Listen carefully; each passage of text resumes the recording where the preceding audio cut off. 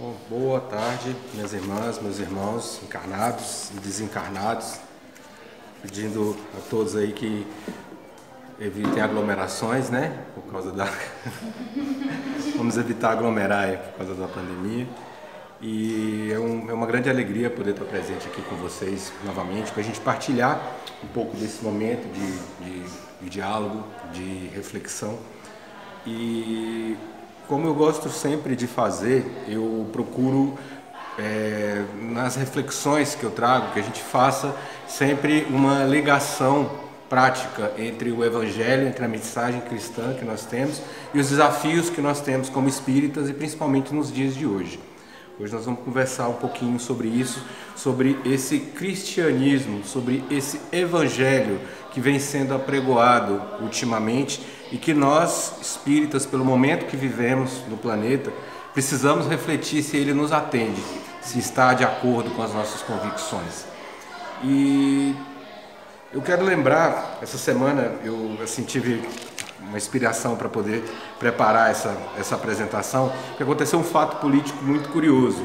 Um famoso político brasileiro foi acusado, que não me cabe julgar, tem que respeitar o devido processo legal, mas ele foi acusado de ter postado alguns vídeos na internet ostentando arma, ameaçando as pessoas de morte, incitando a violência, ameaçando instituições. E aí esse cidadão, ele teve a prisão dele determinada por um ministro do Supremo Tribunal Federal. E uma vez preso, está aguardando o julgamento, o devido processo legal, e essa semana ele gravou um vídeo com a Bíblia na mão, fazendo uma leitura, em que essa leitura ele incitava, ele dizia que ele orava em desfavor do juiz que o havia condenado. E se apresentando como evangélico, dizendo: eu oro em desfavor de fulano, quase como se estivesse amaldiçoando, em prece com uma Bíblia na mão. E eu fiquei desses tempos de a gente ver cristão defendendo o armamento das pessoas, cristão achando normal que as pessoas passem fome na rua, cristão achando normal que as pessoas sejam discriminadas. E eu queria muito que a gente refletisse enquanto isso, a respeito disso. Nós sabemos, enquanto espíritas, nos estudos que nós fazemos, que a humanidade passou por 3 grandes revelações. A primeira revelação foi a revelação que nos apresentou aí o Deus, ou a deusa, como preferirem, único, que está descrito lá no Livro dos Espíritos, a inteligência suprema, a causa primária de todas as coisas. Ele não é efeito, ele é a causa primária. A segunda revelação, que foi a revelação do Evangelho de Jesus, a revelação de que somos todos irmãos, somos filhos do mesmo Pai e que fora da caridade, fora do amor, fora do cuidado não existe salvação. E é esse Jesus que a gente vem resgatar e que em nome do qual se fez cruzada, se matou, se queimou mulheres só porque elas sabiam manipular as plantas da floresta, foram acusadas de bruxaria, que persegue muitas vezes as pessoas, que nos dias de hoje vende como uma felicidade, como um sinal de sintonia com o sagrado, que a pessoa tenha posses, que tenha carros, que tenha muito dinheiro, que tenha casa. E é uma coisa muito parecida com aquela coisa mais primitiva que se vivenciava ainda antes da primeira revelação. Tanto que o Espiritismo veio depois, com as premissas do Espiritismo, que são a crença num Deus único, a crença na pluralidade dos mundos habitados, a crença na reencarnação, na existência do mundo espiritual e na lei de causa e efeito. E que tem Jesus como seu modelo e guia. Então a diferença entre a primeira e a segunda relação está justamente na forma que a gente tem de se relacionar com o sagrado. E a gente vai fazer aqui uma distinção entre o que é a religião e o que é a religiosidade. Porque a religião, ela é um conjunto de normas que foi criada pelos homens, são normas justas, são normas distintas. As pessoas muitas vezes se reúnem, realizam lá os seus cultos, as suas missas, dentro dos seus centros, fazem as suas palestras, fazem os seus passes. São movimentos genuínos, de congraçamento, de agregação, mas que está longe de ser o que é a espiritualidade, a religiosidade. A religiosidade é a forma com que cada um de nós se relaciona com o sagrado. e que cada um de nós enxerga o sagrado, cada um de nós enxerga o sagrado no outro, cada um enxerga o sagrado naquilo que está vivo. Então essa religiosidade é que é o mais importante manifesto. Porque lá na primeira revelação, antes que o Cristo viesse dizer que éramos todos irmãos, eles consideravam como irmãos, como próximos, só aqueles que falavam a mesma língua, que tinham a mesma religião que eles, né, que eram ali da mesma tribo, da mesma família. E o Cristo vem nos convocar todos a enxergar no próximo, mesmo naqueles que estão em situação mais complicada, um semelhante, um irmão, alguém que não está ali para ser condenado, que está ali para ser acusado, mas alguém que está para ser resgatado, que está ali para ser acolhido. Tanto que a opção preferencial dele em vida foi para as pessoas com quem ninguém queria conviver. Foi com os pobres, foi com as mulheres de má fama, foi com as pessoas que eram acusados aí de ser pessoas de vida tortuosa, distante, né, dos chamados doutores da lei, numa época em que as autoridades daquele tempo, do Sinédrio, elas concentravam basicamente que os três poderes, né, o executivo, que eles faziam a gestão da comunidade, o judiciário, porque eles que faziam o julgamento de acordo com as leis, o legislativo, porque eles também faziam as leis de acordo com a sua conveniência, e ainda tinha o poder religioso, que era o poder que eles tinham de poder condenar as pessoas a fazer parte daquele agrupamento ou não. Então, para a gente ter uma ideia da relação com o sagrado, a diferença que tinha entre o pessoal que estava lá ainda na primeira revelação com a mensagem que o Cristo veio trazer, eu gosto de dizer sempre, é que a principal oração dos judeus, né, essa história desse povo que é contada no Primeiro Testamento, no Antigo Testamento, e que, para minha surpresa, eu não consigo entender como uma pessoa que se diz evangélica quer pautar, né, evangélico adepto do evangelho, quer pautar muitas vezes a sua fala, as suas atitudes, os seus julgamentos, os seus encaminhamentos, a sua postura, o seu dia a dia, em cima de um livro que foi escrito contando a religião de um povo, em cima de costumes que foram superados já com o advento do Cristo. Então a principal oração dos judeus começava com: bendito sejas tu, eterno Senhor, nosso Deus, Rei do Universo. Eu costumo dizer que era quase um grito de guerra, né? Era um congraçamento assim, era um chamado para a guerra, porque era um Deus guerreiro, né? Na primeira revelação não se acreditava em um só Deus. O povo judeu acreditava que era o povo escolhido e escolheu Jeová, que era o Deus guerreiro, o Senhor dos exércitos. Como foi um povo que passou por milhares de anos de escravidão, nada mais natural que ele se identificasse com um Deus que fosse um Deus libertador, né, um Deus guerreiro, né? Então havia essa proximidade muito grande. E aí vem o Cristo e nos mostra uma outra face desse Deus. E ele vai ensinar a orar quando ele é pedido, e ele inicia a oração dele dizendo: Pai nosso, estás no céu, Pai nosso, Pai de todos nós, perdoai as nossas ofensas, assim como nós perdoamos a quem nos tem ofendido.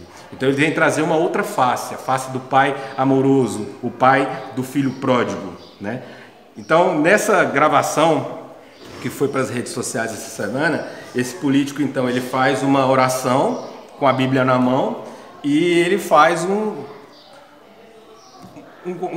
uma convocação, né? uma oração em desfavor do juiz que o condenou. E ele pincela para isso um pedaço dos Salmos, o Salmo 109, os versos de 6 a 20 foram escritos por Davi, que era um pastor, que depois iria se tornar rei, e antes disso era guerreiro. E esse foi o trecho que ele leu com a Bíblia na mão.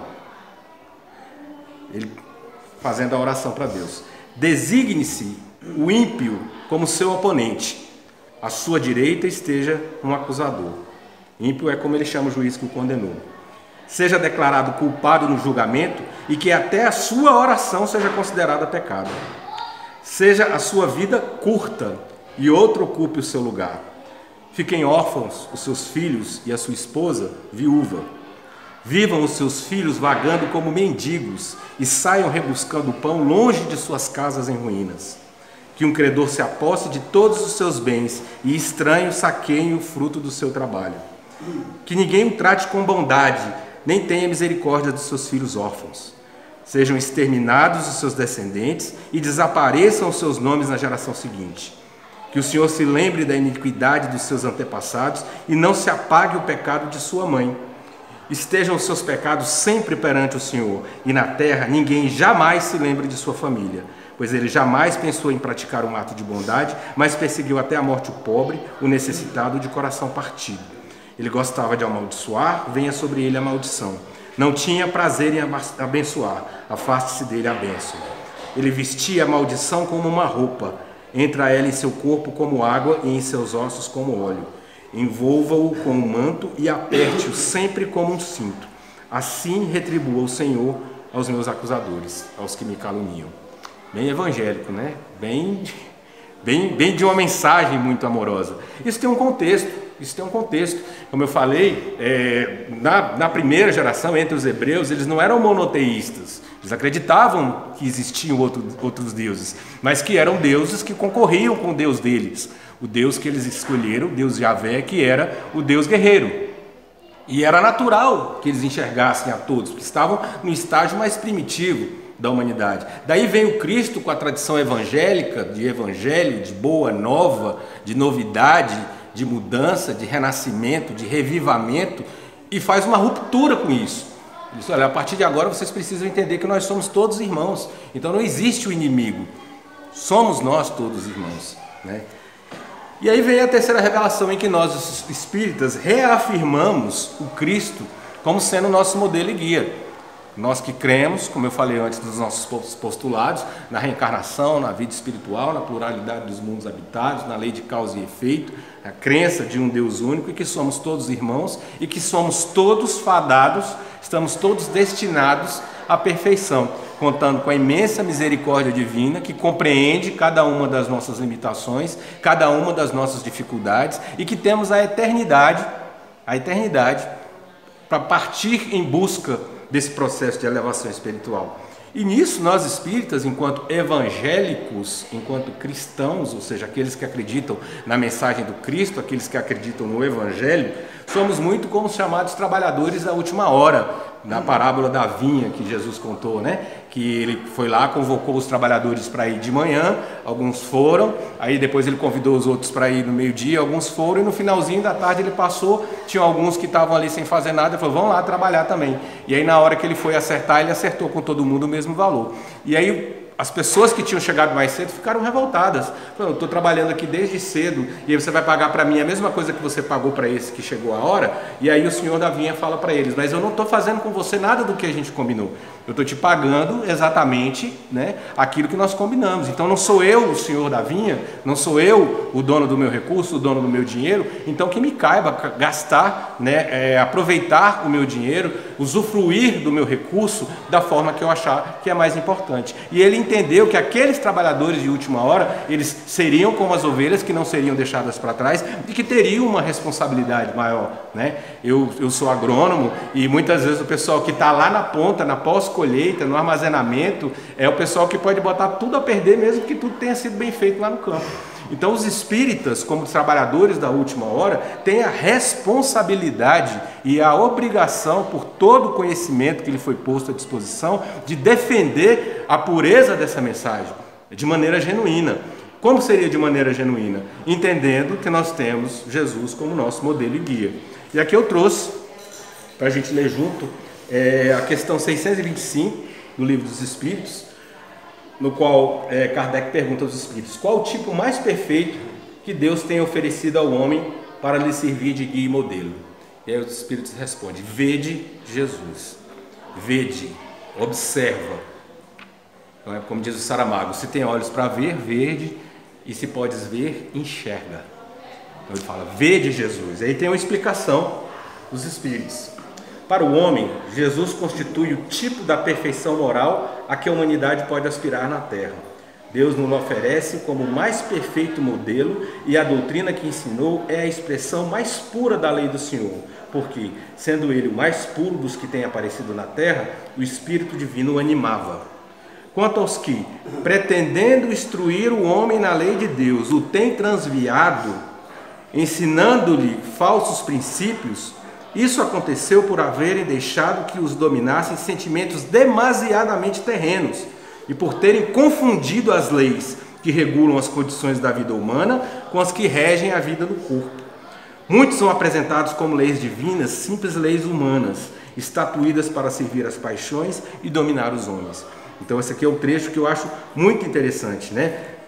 Muitos homens, muitos que se dizem evangélicos, muitos que se dizem cristãos, têm desviado a sua mensagem. E isso não é de hoje. É o caso de alguém que aparece na televisão empunhando uma Bíblia como se ela fosse toda a verdade absoluta, como se não fosse a história e a tradição de um povo, para impor o dogma sobre os outros, para poder impor a sua vontade. Ou quem dispõe do poder que tem de interpretação a seu bel prazer dessa palavra, para poder se aproveitar de pessoas simples, de pessoas mais humildes, de pessoas que estão em sofrimento, em busca de algum tipo de consolo, de algum tipo de amparo, e essas pessoas se valem dessas oportunidades para destilar o seu ódio, destilar o seu preconceito, a sua falta de caridade, para poder obter lucros ilegais, tirando um pouco de quem já não tem praticamente nada.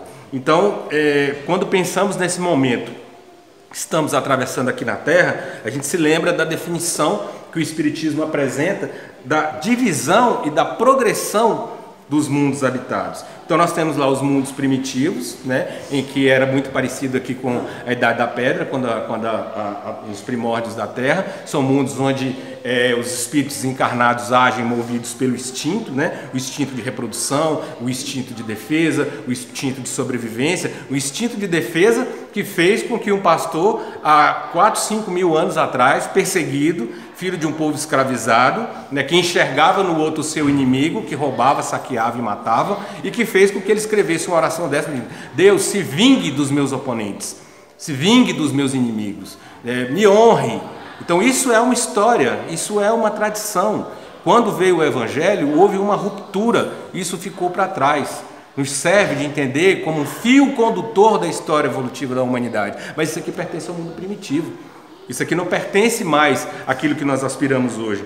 O próximo estágio, então, seria o mundo de provas e expiações, que é esse que nós estamos vivendo agora, né? Então, a expiação é um mundo onde a elevação espiritual e a evolução do conhecimento vão ficar mais presentes. Então, nesse mundo, as pessoas reencarnam principalmente por prova, por missão ou por expiação. Então a missão é o caso daqueles que vieram mesmo para o progresso da humanidade em todas as áreas da ciência, né? Da religiosidade, da sociologia, da construção, no campo da construção das relações sociais. A questão da prova é aquilo que nós já conhecemos, foi onde nós caímos e muitas vezes precisamos de alguma maneira ou outra resgatar aquilo que nós fizemos e que não necessariamente é passando pela mesma situação, né? O Espiritismo, o cristianismo, ele tem essa bondade, esse discernimento de entender o que é mais lógico. A gente vai ouvir muito essa expressão hoje, que é que nós praticamos uma fé raciocinada, que nós vamos pensar: eu sei que tem uma consequência dos meus atos. Então, se eu mato alguém, será que eu fiz mal só àquela pessoa que eu matei? Se for um pai de família, o que eu fiz com os filhos desse pai? Uma mãe de família que tinha nele um provedor, o que eu fiz com a vida dessa mãe? Se ele tivesse pais que esperavam, que contavam com ele, com os cuidados na velhice, o que eu fiz com a velhice desses pais? Se ele fosse um professor, né, alguém que estivesse ensinando uma profissão para outras pessoas, alguém que trabalhasse na caridade, que ajudasse muita gente, o que eu fiz para que essas pessoas ficassem desamparadas? E os desdobramentos disso? E se o filho dele, em função do abandono, amanhã se torna um bandido, faz um mal para alguém, isso indiretamente também não é responsabilidade minha? Então, se eu for pensar logicamente dessa forma, quer dizer, eu vou ter que passar por isso tudo, eu vou ter que morrer, eu vou ter que ser filho de alguém que vai ser morto, eu vou vir como mulher, aí vou ser mulher de alguém que vai ser morto, e aí isso nunca tem fim. Então, a espiritualidade, ela tem a sabedoria de chegar e dizer: olha, você caiu, você cometeu um erro. E o que é melhor, eu morrer 1000 vezes, ou eu ter uma vida de abnegação, de dedicação, onde eu possa salvar 1000 vidas? E nisso aprender, e nisso crescer, e nisso resgatar a minha dor, resgatar a minha queda. E aí depois vem a expiação, que é eu passar pela mesma situação. O que me levou a cometer aquele ato? Foi um ato de insanidade? Foi um momento de desequilíbrio? Eu estava sob o efeito de algum tipo de entorpecente? Foi movido por paixão? Foi movido por ciúme? Foi movido por inveja? Foi movido por vingança?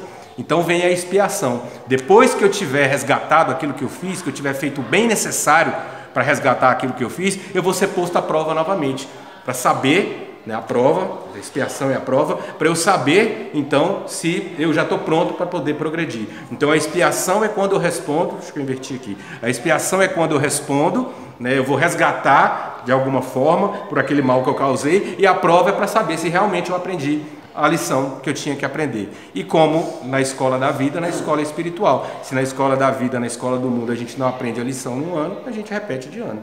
No caso, a gente repete de encarnação, repete também de expiação. O mundo de provas e expiações, e aí expiação é interessante porque vem de expiare, que significa livrar-se da culpa, né? Reparar um erro. É uma expressão que está lá no livro das leis do Levítico, que era um dos rituais que a comunidade judaica fazia anualmente, que eles faziam uma cerimônia para poder expiar, purgar os pecados da comunidade. Então eles escolhiam dois bodes, né? E um touro, e aí sorteavam um dos bodes, e aí os outros, o touro e o bode que não foi sorteado, que foi sorteado, eram sacrificados, e o bode que tinha ficado de fora do sorteio, o sacerdote ia lá, impunha as mãos sobre ele e simbolicamente despejava nele todos os pecados, todos os erros daquela comunidade. E aí depois esse bode era abandonado no deserto para que morresse no deserto, longe da comunidade, levando todo o mal, levando todos os pecados. É daí que vem a expressão bode expiatório, né? Alguém que leva a culpa pelos outros. Né? Quero desse na tua casa. Sonho de consumo. E é um bode desse. O mundo de provas e expiações é o mundo preparatório para o mundo de regeneração. É o momento em que se separa, como se foi dito, o joio do trigo. É o que a gente tem ouvido falar sempre, né? Olha, já estamos caminhando para um pedaço de gerações que já não vai mais encarnar na Terra, porque a Terra vai deixar essas dores que a Terra vai estar vivendo agora, de pandemias, da gente não conhecer o que o outro fala, de você ver pessoas assim, que são pessoas aparentemente tranquilas, mas que de uma forma ou de outra vão lá a partir das redes sociais e destilam todo o ódio, todo o preconceito contra pessoas que não conhecem. Então em um mundo de regeneração não haverá mais espaço para essas pessoas, porque elas vão precisar de passar pela expiação, de conhecer verdadeiramente o que é a mensagem do Evangelho. Então o mundo de regeneração, ele é um mundo intermediário para os chamados mundos felizes. No mundo de regeneração, a gente vive livre dos vícios e das paixões desordenadas. Então no momento em que, o que é uma paixão? É um sentimento que foge do meu controle, que me cega. Então muitas vezes a paixão é que faz com que eu queira que o meu inimigo seja dizimado, ao invés de crer na providência divina e dizer: olha, eu te abençoo, eu te perdoo, eu não sou obrigado a continuar convivendo com você, mas eu quero que você siga seu caminho em paz e seja feliz, porque eu vou seguir o meu. Então é essa mensagem que o Evangelho nos traz, né? Não é do perdão, de botar para conviver conosco aquele que quer, né, enfiar a espada no nosso pescoço, mas é de abençoar-lhe os caminhos e acreditar que a providência divina haverá de ter os meios mais justos de lidar com aquela pessoa no momento adequado. E aí depois evoluindo para os mundos felizes e finalmente os mundos celestes. Então nós estamos nesse momento, nesses momentos de dores da terra, das dores do parto, da gente ver tanta coisa estranha acontecendo, é o momento de transição do mundo de provas e expiações para o mundo de regeneração. E aí é que entra o nosso papel enquanto espíritas.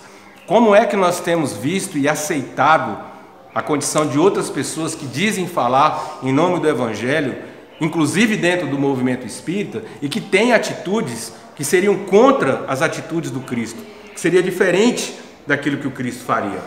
E o Espiritismo, ele é por si só ciência, filosofia, e a gente fala de religião. A ciência de descobrir, de estudar, de crescer. A filosofia, né, philos, né, amigo do conhecimento. Então, buscar estudar, buscar descobrir, buscar praticar a ciência em todos os segmentos da humanidade, né, pelo bem, pelo progresso da humanidade. No Evangelho segundo o Espiritismo, inclusive, tem um trecho que fala disso. A Terra dispõe de todos os meios para que ela consiga dar condições de vida dignas para todos os habitantes. Então, para isso é que se desenvolve a ciência das relações internacionais, a ciência do desenvolvimento da agricultura, inclusive, em locais onde eu não consiga produzir, a ciência de construção de estradas, de navegação, de aerovias, né, de ferrovias, para que o alimento possa chegar em outros lugares onde as pessoas não possam receber. Então isso é a mensagem cristã, é a mensagem do Evangelho. Essa é a nossa mensagem espírita, não sou eu que estou falando, ela está no Evangelho, ela está no Evangelho segundo o Espiritismo. Ela está dizendo que nós devemos trabalhar pelo progresso da humanidade, e não há que se crer em progresso enquanto houver gente sendo discriminada, gente passando fome, gente sendo assassinada pela opção afetiva, pela cor da pele, pelo lugar que nasceu, gente passando fome num planeta que tem recursos para que todo mundo possa comer, né? Esses dias eu vi uma postagem dizendo que em São Paulo e nas grandes metrópoles, nas grandes capitais, você já tem mais carro dormindo dentro das casas do que pessoas. Tem mais gente dormindo na rua do que dentro de casa. Isso é incompatível com o pensamento cristão. Naturalizar isso é incompatível com a mensagem do Cristo. Então, espiritismo, fé raciocinada.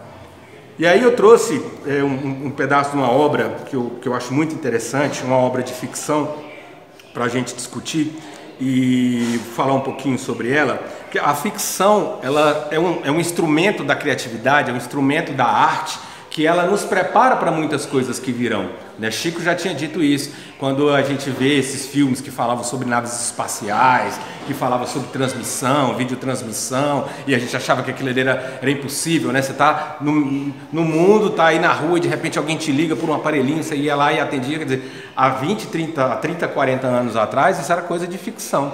E é interessante porque aqui em Brasília tem um rapaz, eu não me recordo o nome dele, e ele frequentava a Comunhão Espírita de Brasília, e ele foi um rapaz que desencarnou na década de 70, até mandei uma mensagem para um amigo para ver se me lembrava o nome dele, e a dona Irene, que foi uma das fundadoras da Comunhão Espírita, psicografou alguns livros dele, e ele desencarnou muito jovem, se não me engano ele se afogou no acidente no Lago Paranoá, aos 23 anos.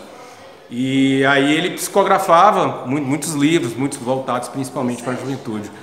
Eu não sei, acho que é o Luiz Sérgio, não sei, tenho bem certeza se é. Eu dei uma pesquisada, eu não vi nenhum livro dele que a dona Irene tenha psicografado, mas eu acredito que seja ele mesmo. E aí ele descreve em uma das missões que ele fez na Terra, eles iam visitar algumas comunidades, tipo aquelas missões que tem nos livros de André Luiz, né? E ele fala que eles vieram para Brasília, e aí ele estava com um grupo que ia visitar, o pessoal se distribuía aí por várias regiões, ele veio para Brasília, e aí os grupos que estavam aqui, como, né, a frequência vibratória do planeta ainda é muito baixa, eles não conseguiam se comunicar, né, por telepatia, então eles tinham um aparelhinho que servia como telefone e que também tinha uma tela onde a pessoa podia enxergar a outra, conversar normalmente, ou seja, no início da década de 80 ele previu o WhatsApp, ele previu o telefone de celular. Não tem isso aí escrito nos livros dele. Então a arte ela nos prepara, né, para que a gente não se assuste, né, com a chegada, né, dos seres de outros mundos quando resolverem nos visitar. Ou como diz o poeta Oswaldo Montenegro, que a arte nos aponte uma resposta ainda que ela não saiba. Espiritismo, fé raciocinada. Tem um filme que é maravilhoso, quem ainda não viu, não sei se tem alguma dessas plataformas de streaming, é um livro espanhol, um filme espanhol, baseado num livro chamado O Labirinto do Fauno. Não sei se aqui vocês já assistiram, mas é um filme extraordinário, é um filme que ele é classificado como sendo meio ficção ali, de fantasia, e ele é um filme que se passa durante a famigerada ditadura, né, do ditador Francisco Franco da Espanha. Foi um período ditatorial muito violento que durou de 1936 a 1975. O filme se passa ali no início da década de 80, pós-final da Revolução, quando havia ainda uma luta muito grande entre o pessoal que tinha instaurado o período ditatorial e os camponeses que lutavam contra a ditadura. E esse filme ele é muito interessante porque ele se dá em duas frentes, uma frente mais fantasiosa e uma frente histórica. Então a personagem principal do filme ela é uma garotinha de 10 anos chamada Ofélia, é órfã de pai, e a mãe dela está gestante, está grávida, vai morar longe da cidade, longe da família, com um capitão das forças de Francisco Franco, o capitão Vidal, que é um sujeito, um psicopata, né, uma pessoa maligna, né, muito cruel, muito frio, psicopata no sentido de ser alguém que não tem sentimento, né? Tem que tomar cuidado que você tem uma psicóloga presente ali, estou me atrevendo a usar os termos aqui.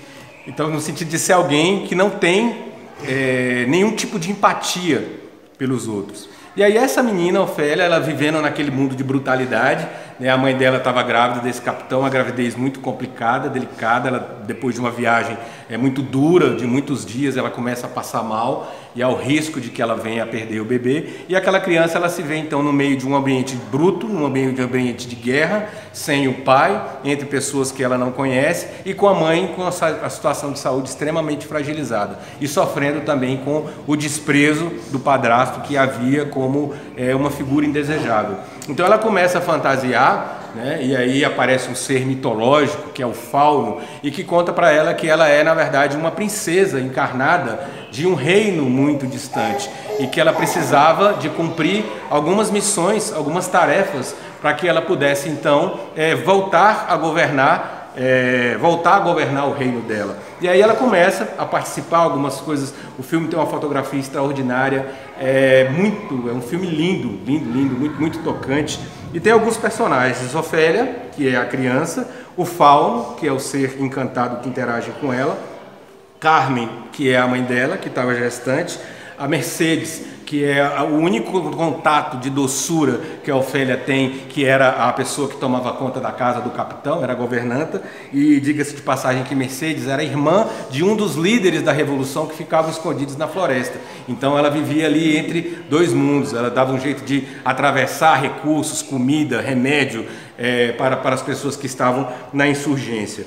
O Dr. Ferreiro, que era o médico, que ajudava a Mercedes também, que pese ele ser o médico da família do capitão, ele ajudava muito ela, mandava remédio para os rebeldes. E o capitão Vidal, né, que é o ser cruel da história. Então ali tudo se transcorre de uma forma, é uma guerra, né? A história nesse ponto da Ofélia fica secundária. O que eu quero contar sobre um episódio em que nessa dinâmica os soldados do capitão Vidal sequestram um dos revolucionários, e o rapaz era gago, o soldado era gago, e eles levam ele para um local para interrogá-lo, para ele dizer onde é que estão os outros e tudo, e ele não quer falar, até porque algumas coisas que eles querem saber ele não sabe.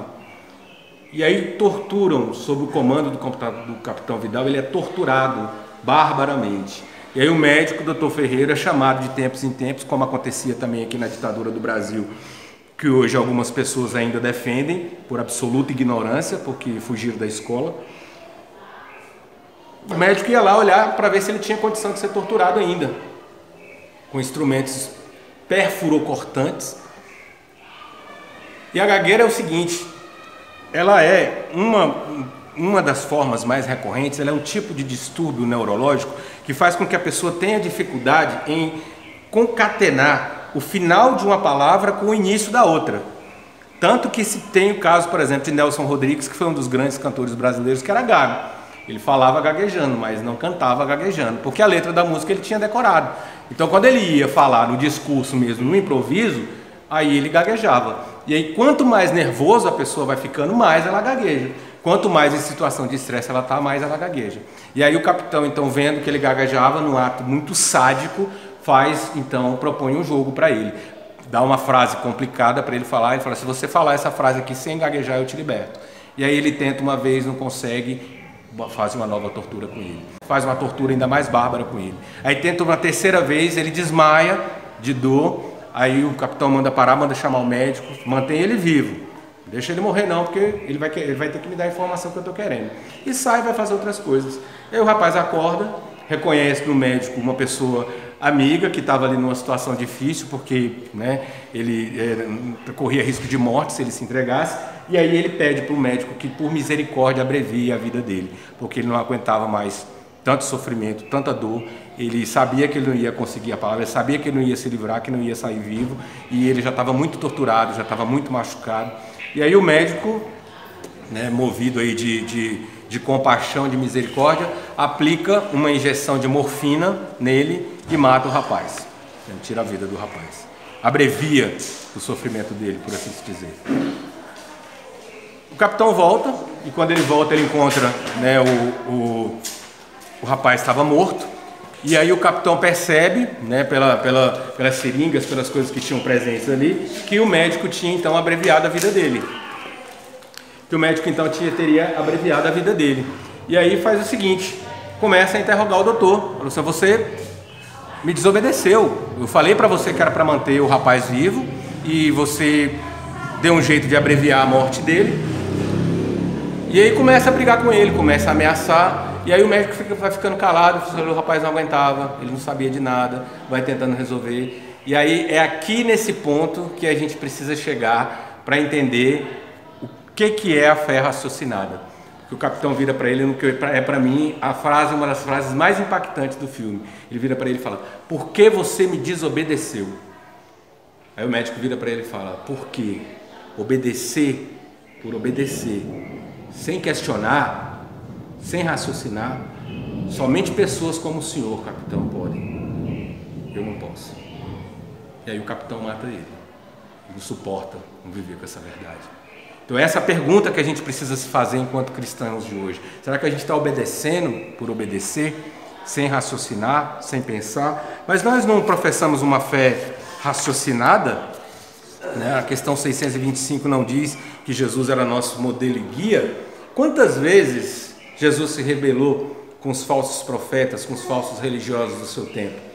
Por que nós permitimos que hoje em dia, e aceitamos, né, tão tranquilamente, que existam hoje tantas igrejas cheias de riqueza dentro, tantos templos, tantos locais que ficam fechados nas noites mais frias, enquanto muitos irmãos nossos morrem de fome na rua, morrem de frio, morrem no abandono?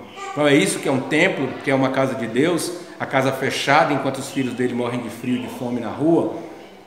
Até quando que nós espíritas vamos ter como normal esse tipo de comportamento? O comportamento de alguém que aponta o dedo, que acusa, que acha normal que alguém esteja na miséria.